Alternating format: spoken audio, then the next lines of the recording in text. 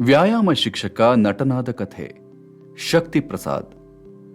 ಸಾಮಾನ್ಯವಾಗಿ ಮಹಾನ್ ಕಲಾವಿದರಾಗಿ ಬೆಳೆದವರ ಮೊದಲ ಸಿನಿಮಾ ತೆರೆ ಕಂಡಿರುವುದಿಲ್ಲ. ಉದಾಹರಣೆಗೆ ಮಲಯಾಳದ ಸೂಪರ್ ಸ್ಟಾರ್ ಮೋಹನ್ ಲಾಲ್ ಅವರನ್ನೇ ತೆಗೆದುಕೊಳ್ಳಿ. ಇವರು ನಟಿಸಿದ ಮೊದಲ ಚಿತ್ರವೇ ಸೆನ್ಸಾರ್ ಸಮಸ್ಯೆಗೆ ಸಿಕ್ಕಿ ಹಾಕಿಕೊಂಡು ತೆರೆ ಕಾಣಲೇ ಇಲ್ಲ.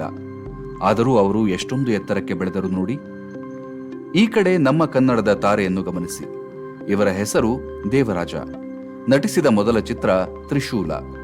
ಈ ಚಿತ್ರದ ಚಿತ್ರೀಕರಣ ಕಂಪ್ಲೀಟ್ ಆಗಿದ್ದರೂ ಸಿನಿಮಾ ರಿಲೀಸ್ ಆಗಲೇ ಇಲ್ಲ.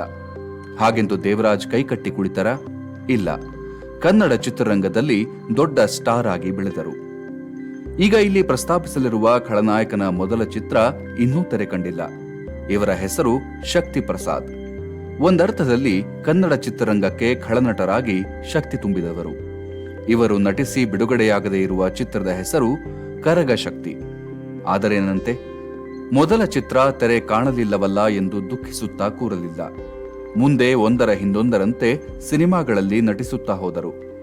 ಇವರು ಹೀಗೆ ನಟಿಸಿದ ಒಟ್ಟು ಚಿತ್ರಗಳ ಸಂಖ್ಯೆ ಸುಮಾರು 170.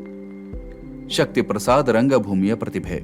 ಹವ್ಯಾಸಿ ರಂಗಭೂಮಿಯಲ್ಲಿ ತೊಡಗಿಸಿಕೊಂಡು ಅಲ್ಲಿ ಒಂದು ಹಂತದ ತನಕ ಹೆಸರು ಮಾಡಿದ ನಂತರವೇ ಚಿತ್ರರಂಗಕ್ಕೆ ಕಾಲಿಟ್ಟಿದ್ದು. ಮೂಲತಃ ಇವರು ವ್ಯಾಯಾಮ ಶಿಕ್ಷಕರಾಗಿದ್ದವರು. ಅಂದಿನ ಇವರ ಹೆಸರು ಜೆ.ಸಿ. ರಾಮಸ್ವಾಮಿ. ಚಿತ್ರರಂಗಕ್ಕಾಗಿ ಬದಲಾಯಿಸಿಕೊಂಡ ಹೆಸರೇ ಶಕ್ತಿ ಪ್ರಸಾದ್. ಅರಸು ಕುಮಾರ್ ಮತ್ತು ಮಿತ್ರರು ನಟಿಸುತ್ತಿದ್ದ ನಾಟಕಗಳ ಮೂಲಕವೇ ಪ್ರಸಿದ್ಧರಾಗಿದ್ದರು ಶಕ್ತಿ ಪ್ರಸಾದ್. ಖಳನಾಯಕನ ಪಾತ್ರಗಳಲ್ಲಿ ಸಹಾನುಭೂತಿ ಮೂಡಿಸುವಂಥ ಅನೇಕ ಪಾತ್ರಗಳಲ್ಲಿ ಅಭಿನಯಿಸಿ ಪ್ರೇಕ್ಷಕ ಪ್ರಭುಗಳಿಂದ ಕ್ಲಾಪ್ ಗಿಟ್ಟಿಸಿಕೊಂಡವರು. ಶಕ್ತಿ ಪ್ರಸಾದ್ ಅಭಿನಯಿಸಿದ ಪ್ರಮುಖ ಚಿತ್ರಗಳೆಂದರೆ ನಾಗರಹಾವು, ಭಲೆ ಹುಚ್ಚ, ಕೆರಳಿದ ಸಿಂಹ, ಹುಲಿಯ ಹಾಲಿನ ಮೇವು, ಪವಿತ್ರ ಪಾಪಿ, ಹಾವು ಏಣಿ ಆಟ.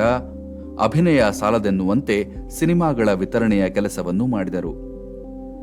ದಕ್ಷಿಣ ಭಾರತದ ಖ್ಯಾತ ನಾಯಕ ನಟ ಅರ್ಜುನ್ ಸರ್ಜಾ ಇವರ ಮಗ.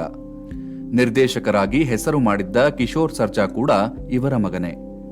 ಈಗ ಧ್ರುವ ಸರ್ಜಾ ಸಖತ್ ಫಾರ್ಮ್ನಲ್ಲಿರುವ ನಾಯಕ ನಟ. ಹೀಗೆ ಇಡೀ ಕುಟುಂಬವೇ ಕಲಾ ಕುಟುಂಬ.